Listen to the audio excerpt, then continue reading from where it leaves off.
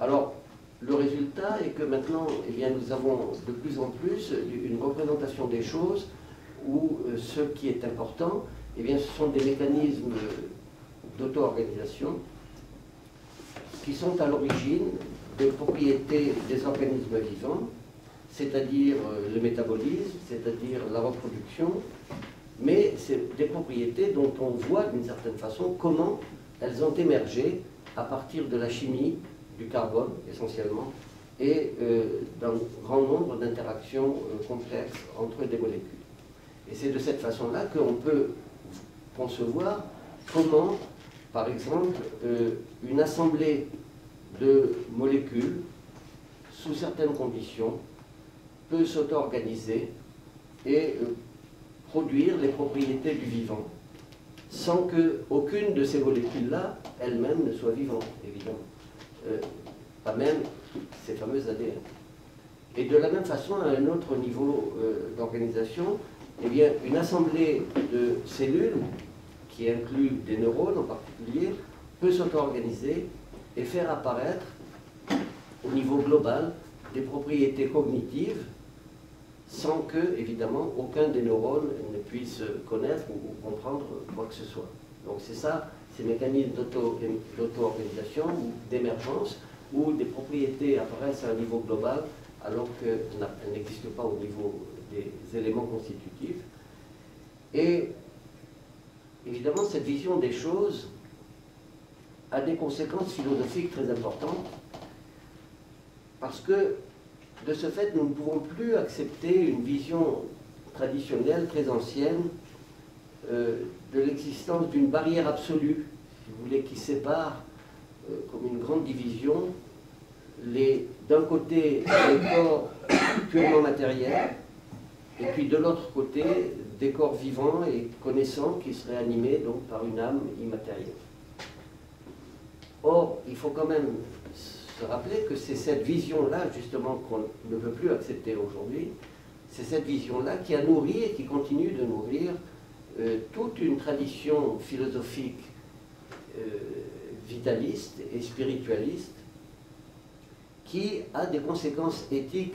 très importantes, comme par exemple dans la philosophie kantienne et post-kantienne. Et donc c'est créer une espèce d'écart entre ce que nous apprend la science biologique et puis ce que nous avons hérité de cette tradition philosophique dominante quand même dans tout l'ensemble de la philosophie occidentale. Dominante, mais pas unique, heureusement, parce que comme nous le verrons, il y a quand même des courants minoritaires dans cette tradition philosophique qui sont plus adaptés, disons, à l'état actuel des sciences. Bon, pour anticiper un petit peu sur la suite, ces courants minoritaires, c'est d'abord les stoïciens chez les anciens, et puis plus près de nous, évidemment, Spinoza. Parce que, en effet, il faut souligner que ces phénomènes d'auto-organisation et d'émergence sont très différents de ceux qu'on désignait sous le même nom, par exemple, d'émergence au XIXe siècle,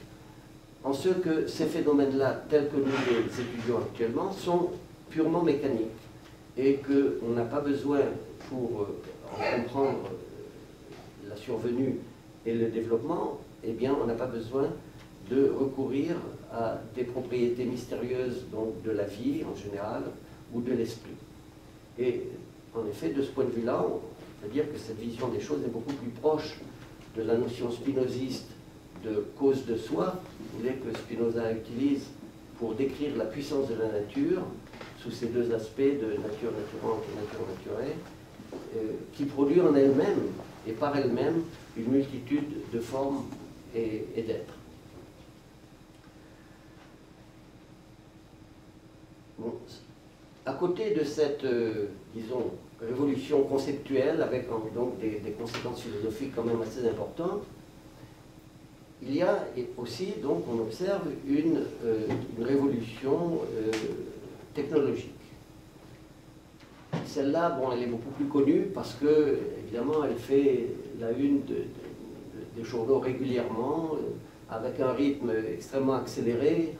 Eh bien, des nouvelles innovations technologiques apparaissent en biologie,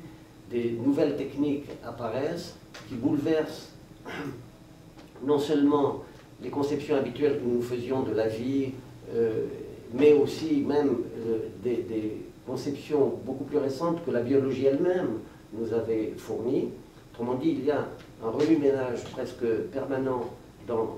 qui est produit par des innovations technologiques dont on pensait qu'elles n'étaient pas possibles et dont on s'aperçoit qu'elles sont possibles, ce qui fait remettre en question beaucoup d'hypothèses justement qui avaient été acceptées. Je fais allusion ici, par exemple, si vous voulez, au succès de ce qu'on a appelé le clonage d'une brebis, c'est-à-dire qui a consisté à faire se reproduire une brebis à partir d'un ovule sans fécondation, mais bon, en manipulant cet ovule, en prenant le noyau d'une cellule adulte et en insérant dans l'ovule les nucléides, d'où on avait sorti le noyau de cette brebis. Manipulation qui avait été considérée comme totalement impossible et qui pourtant a réussi et qui a conduit d'ailleurs à cette remise en question dont je dis un mot tout à l'heure, de l'idée que tout était déjà écrit dans l'ADN sous la forme d'un programme qui était déjà écrit dès le début. Eh bien non, ceci a été une des preuves, en quelque sorte, il y en a eu d'autres, que ce n'était pas comme ça et que ce fameux programme n'était pas déjà écrit au début, mais qu'il s'écrivait au fur et à mesure du développement, bon, ce qui est évidemment plus difficile à comprendre, mais qui est quand même compréhensible.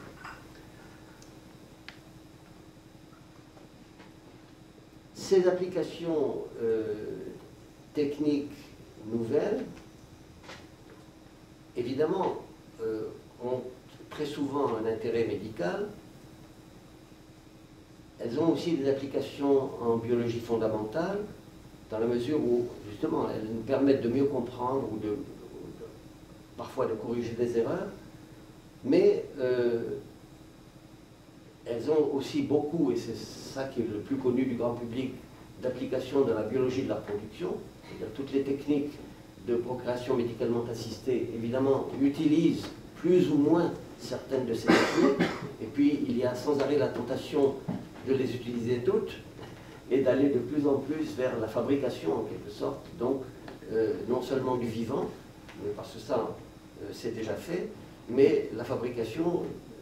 du vivant humain. En effet, ces innovations technologiques en biologie ont comme particularité que c'est la première fois dans l'histoire de la biologie qu'on fabrique des artefacts biologiques, on dit des artefacts vivants. Jusqu'à présent, c'était seulement la physique et la chimie qui permettaient de fabriquer des objets artificiels. La physique, toutes les machines que nous connaissons, la chimie, tous les produits synthétiques, ce sont des produits artificiels qui n'existent pas dans la nature, mais que nous pouvons fabriquer en appliquant justement les lois de la physique et de la chimie, qui, elles, évidemment, sont des lois naturelles. Donc, de ce point de vue-là, les artefacts participent aussi d'une certaine façon de la nature, bien que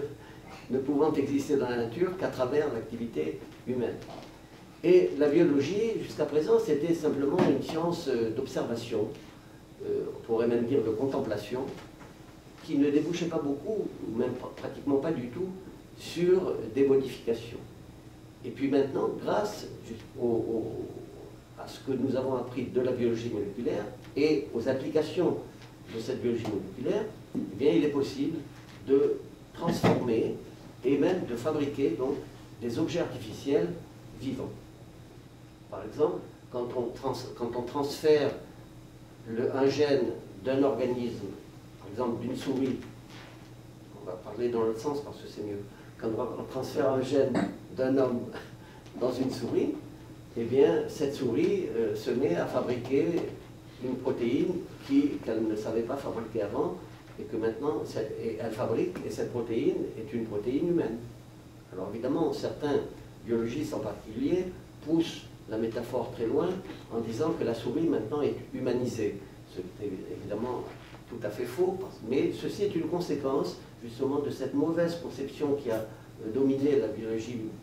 moléculaire pendant plusieurs dizaines d'années, qui consistait à dire que le gène était là l'essence en quelque sorte, non seulement de la vie en général, mais aussi de l'espèce, de l'individu, etc. Donc un gène humain transféré dans la souris, tout à coup,